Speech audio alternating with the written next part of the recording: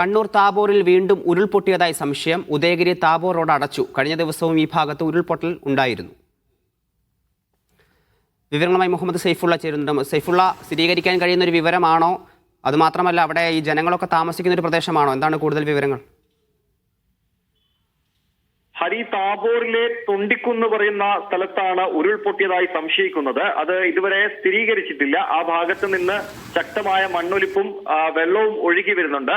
അതാണ് വനത്തിൽ ഉരുൾപൊട്ടിയതായി സംശയിക്കുന്നതായി നാട്ടുകാർ പറയുന്നത്. ഈ പ്രദേശത്ത് കഴിഞ്ഞ ഓഗസ്റ്റ് 1-ാം തീയതി പെയ്ത ശക്തമായ മഴയിൽ ഉരുൾപൊട്ടൽ ഉണ്ടായിട്ടുണ്ടായിരുന്നു.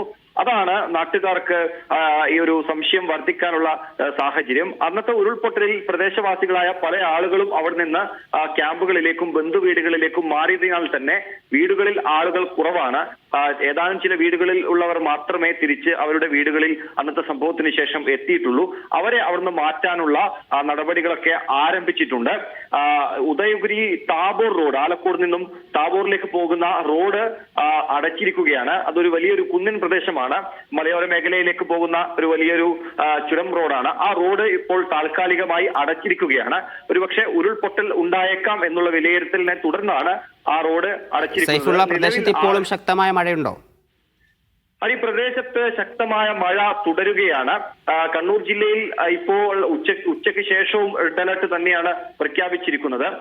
ആ ഭാഗങ്ങളിൽ ശക്തമായ മഴ രാവിലെ ഉണ്ടായിരുന്നു. അതിനിടയിലാണ് ഇങ്ങനെ ഒരു മണ്ണൊലിപ്പും കുത്തൊഴുക്കും വെള്ളച്ചാട്ടവും വെള്ളം കുത്തിയൊഴുകി വരുന്ന സാഹചര്യമൊക്കെ ഉണ്ടായിരിക്കുന്നത്. നിലവിലെ സാഹചര്യത്തിൽ ആശങ്കപ്പെടേണ്ടതില്ല എന്നുള്ളതാണ് അധികൃതർ പറയുന്നത്.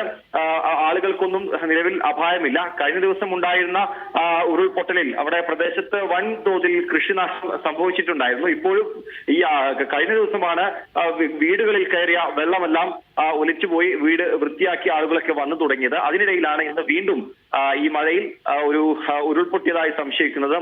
മണ്ണും ശക്തമായ വെള്ളവും പാറ കഷണങ്ങളുമെല്ലാം ഒലിച്ചു വരുന്നത്.